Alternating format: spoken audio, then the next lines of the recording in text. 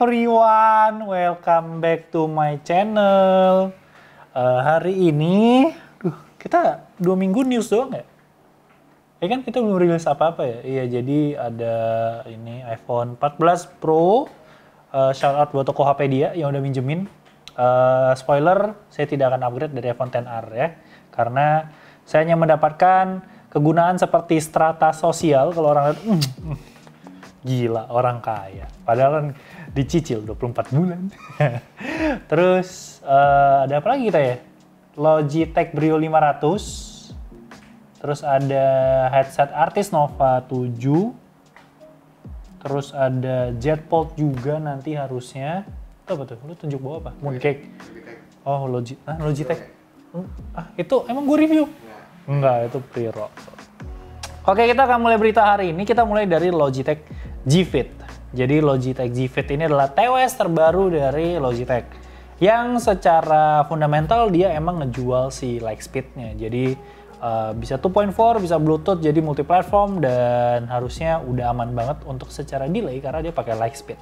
Nah, yang menarik adalah untuk TWS yang satu ini dia warna putih dan hitam ini dia kalau kalian taruh di telinga dia perlu sekitar 60 detik ya, 60 detik atau 30 detik gua nggak inget untuk molding dari si earpad-nya itu karena dia soft itu dia bisa ngikutin bentuk telinga kalian.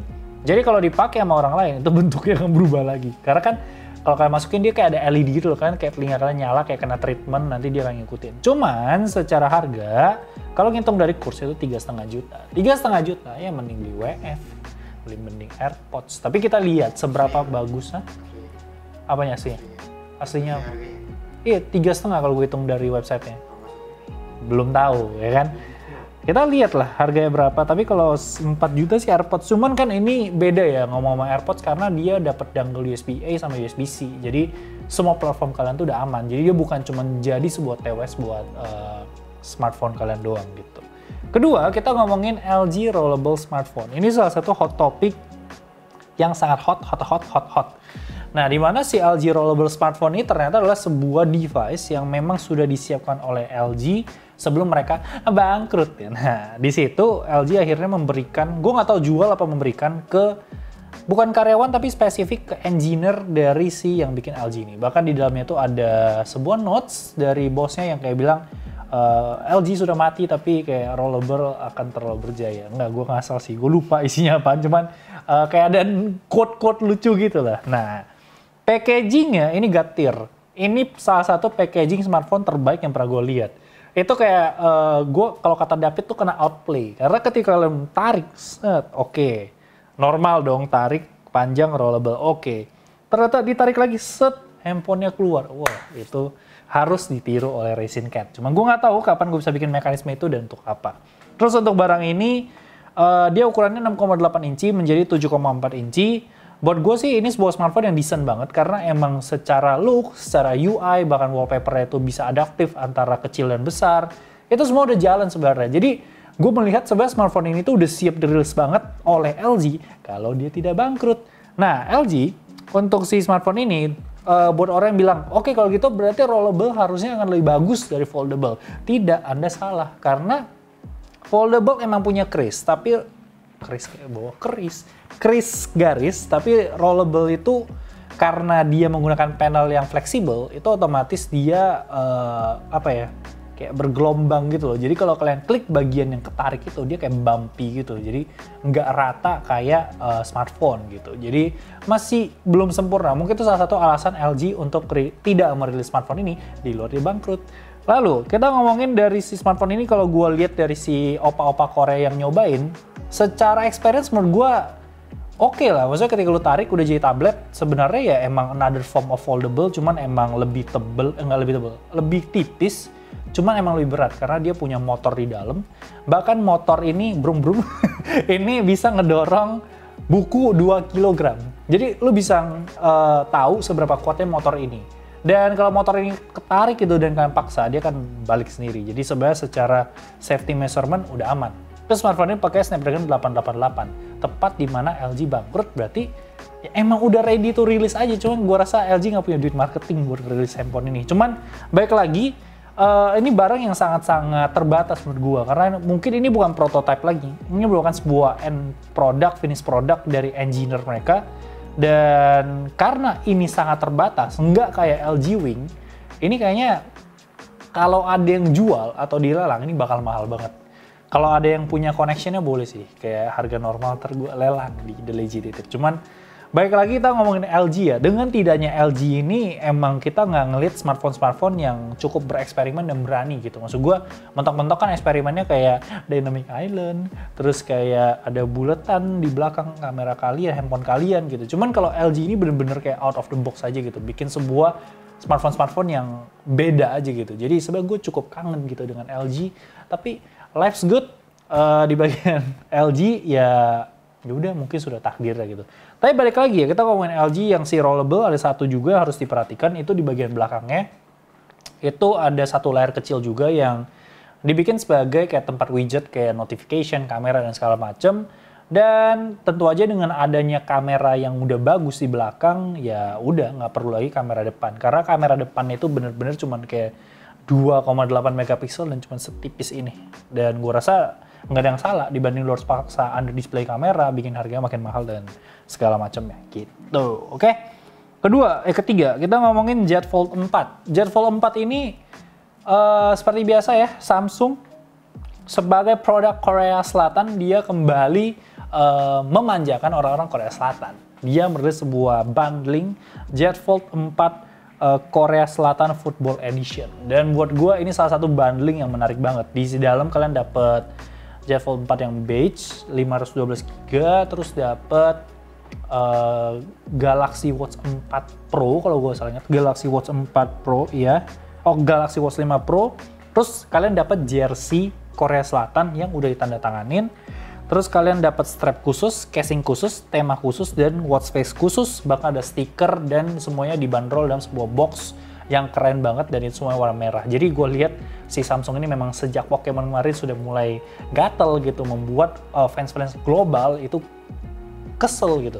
Baik lagi ngomongin si kolaborasi antara si Samsung dan si tim sepak bola mereka, itu bahkan kalian mendapatkan 2 buah first class tiket antara Korea Selatan melawan Kamerun. Gila.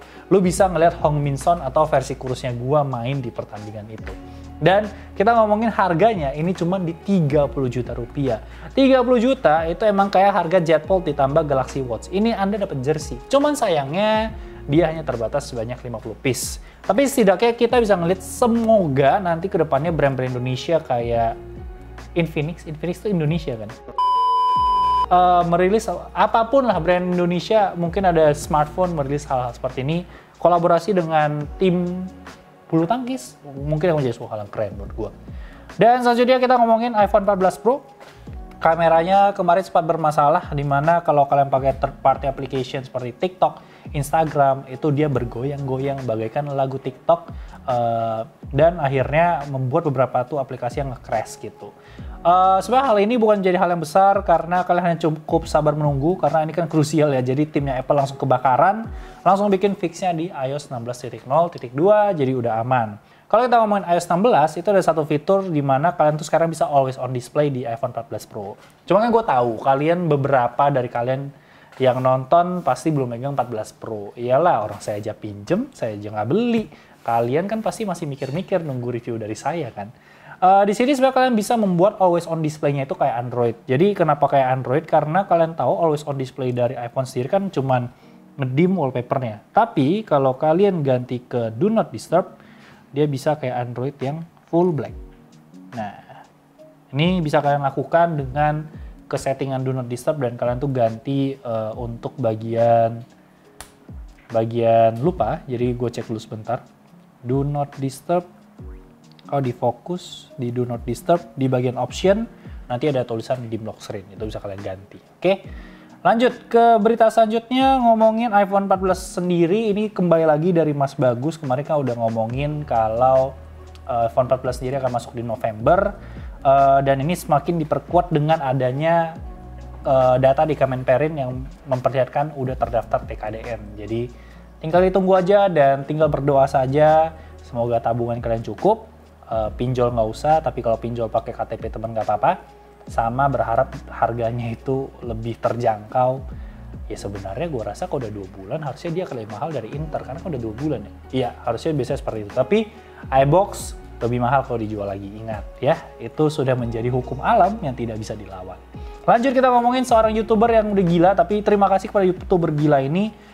Dia menjadi orang yang mewakilkan semua yang pengen kita lihat. Jadi seorang YouTuber bernama TechRex itu mencoba untuk fitur crash detection-nya si Apple, dan dia mengorbankan satu buah mobil untuk ditabrakkan ke mobil rongsokan lain demi views 460.000 selama 2 hari.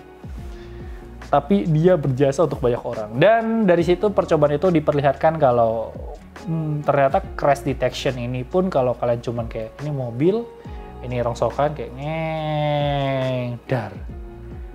Tunggu 10 detik, emergency nyala. Jadi kalau kalian mau cuma sekedar dar, nah itu nyala. Atau kalian mau buar, itu udah pasti nyala. Tapi emang dari si Apple sendiri kayak perlu 10 detik untuk nungguin kayak, oh kalian tuh ternyata tabrakannya, baru nanti masuk ke emergency. Berapa detik kemudian baru kayak 10, 9, 8, baru kalau kalian cancel ya nggak jadi emergency SOS. Cuman kalau, maksud gue kalau gue kan nggak pernah tabrakan ya. Cuman kalau tabrakan itu orang nggak sadar nggak sih kayak dar, kayak dia kayak kan bisa aja di cancel dan nggak terjadi apa-apa. Bisa dong, nggak ada yang tahu dong. Tapi ya udah.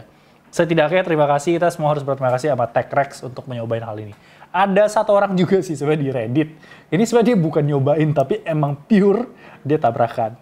Dan dia bilang I learned it hard way, tapi car crash detection-nya nyala. Thank you bro yang di Reddit.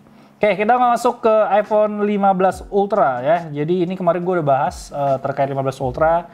Dan Ming Chi Kuo dan Mark Gurman dari Bloomberg udah nyatain kalau yes, Pro Max itu akan hilang dan diganti menjadi Ultra. Bersamaan dengan nanti perilisan untuk Apple Watch Ultra.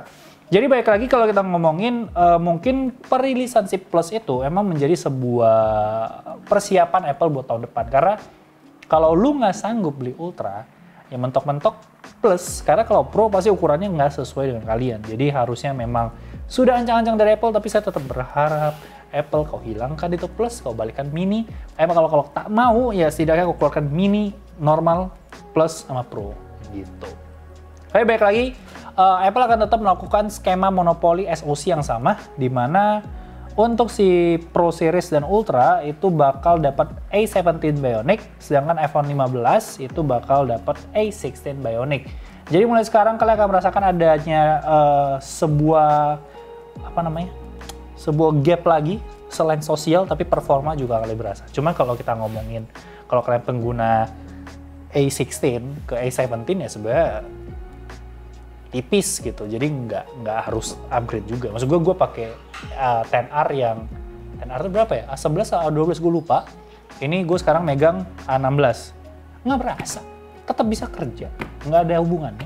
Itu tuh hanya lapar mata serata sosial doang gitu. Ini gue lagi kayak ngeluarin kalimat yang nanti akan gue bahas di review gue. Nanti gue akan bahas itu karena sudah banyak reviewer yang bahas iPhone 14 Pro duluan, jadi gue akan lebih membahas kayak gue sebagai pengguna iPhone XR setelah 4 atau 5 tahun, apakah gue akan upgrade gitu, dengan alasan apa gitu kalau gue upgrade. Oke, lanjut. Ngomongin iPhone 15 Ultra sendiri, ini katanya bakal starting di 1.200 USD atau 100 USD lebih mahal dari Pro Max sekarang. Gua nggak mau ngitung, kalian lihat aja sendiri harga sekarang berapa, kalian hitung lah, kalian tambah kan 20-an, kalian tambah bisa lah angka 3 itu di depan kan. Kalian beli NMAX itu kan, NMAX kalian dudukin tuh, Dynamic Island tuh tinggal kalian di situ. Terus kalau kita ngomongin untuk si 15 Ultra ini juga 15 series ini semuanya 4-4-nya itu bakal dapat Dynamic Island. Jadi kalau kalian mau bersabar, tidak punya duit buat beli Pro Series, ya kalian bisa beli iPhone 15 tahun depan, ditabung aja dari sekarang biar nggak cicilan, biar nggak malu-malu amat gitu kan. Cuma bentar, gue baru menyadari satu hal. Berarti kalau tahun depan 15 Dynamic Island, 14 Pro sama 15 biasa sama dong. Kan chipsetnya naik ke A16. Berarti tinggal urusan kamera 3 sama kamera 2 doang. Iya, enggak, sama 120 Hz. Oke, lanjut. Terakhir kita ngomongin kabel, udah pasti Type-C, tadi kemarin gue udah bahas, tapi kemungkinan yang gue bilang kemarin ya Thunderbolt mungkin untuk si Ultra Series, karena si Apple tuh kabarnya lagi mempersiapkan 8K video recording untuk si Ultra Series, jadi harusnya transfer data akan lebih cepat dengan Thunderbolt. Kalau kau paksa lagi kau pakai itu, aduh, mindahin file dari iPhone ke komputer adalah hal yang paling menjijikkan ke Windows. Karena itu kadang tuh bisa kayak nyet, jeng, jadi pakai stop working. Wah, kesel. Terus lu kan nggak tahu dong. Lu kan pasti nge-select all terus lu tarik kan. Berarti mau nggak mau, lu select all lagi, lu tarik lagi, nge-replace. Karena lu nggak tahu mana yang udah, mana yang belum gitu. Terus kita ngomongin lagi untuk baterai sendiri, mereka juga ngejar 3-4 jam lebih lama lah. Ya, kita mah nggak usah muluk-muluk lah, 1 jam aja cukup. Oke, kita masuk ke i14 Pro Max. Nah, ini adalah sebuah smartphone pilihan untuk kalian yang tidak punya uang untuk membeli Realme Narzo. Karena harga smartphone ini hanya 1,1 juta rupiah. Kalian bisa mendapatkan sebuah look seperti ini. Ya, cuman ya emang bagian depannya dia nggak Dynamic Island, tapi dia ngikutin leak yang awal. Jadi kayak masih yang ada kamera sama si bagian kirinya yang tanda seru ya. Jadi masih leak yang awal, cuman baik lagi 1.100 juta itu kalian dapat sebuah smartphone dengan 6,51 inci dengan resolusi 720 x 1460 dengan 3 GB plus 32 GB untuk memori dan baterai 2800 mAh. Tampilan iPhone 14 Pro Max. Ini sebuah solusi banget. Cuman di situ gue nggak tahu, kalau kalian lihat dari page dia jualan ya, itu kan udah keluar tuh data-datanya. Terus kan kalau kalian beli barang di Alibaba tuh suka ada kayak foto sebagai bukti kalau ini otentik, tuh selalu ada foto mbak-mbak worker di sana tuh lagi assembly smartphone kalian. Itu selalu ada. Mau handphone, mau deskmat, mau apa, semua itu ada. Dan kita ngomong lagi, ternyata tiba-tiba setelah foto mbak-mbak itu di bawah tuh selalu ada foto. Di bawah itu ada tambahan foto smartphone dengan bentuk yang sama, tapi secara spesifikasi dia punya baterai 7.800 mAh. Kalian bisa bayangkan seberapa lama kau pakai itu handphone. Terus Dimensity 9000, RAM 16GB, storage 1 TB, layar 120 Hz AMOLED, dan yang paling pecah kameranya 48 megapiksel plus 108 megapiksel. Berarti kan kamera utamanya 48, ultra wide-nya 108 megapiksel. Jadi ya udahlah, itu adalah barang Cina ya. Cina is the best ya on making everything. Maksud gue kita bisa lihat seberapa cepat Dynamic Island diadaptasi ke aplikasi Android dan segala macamnya. Ya udahlah, Cina do it on thing lah.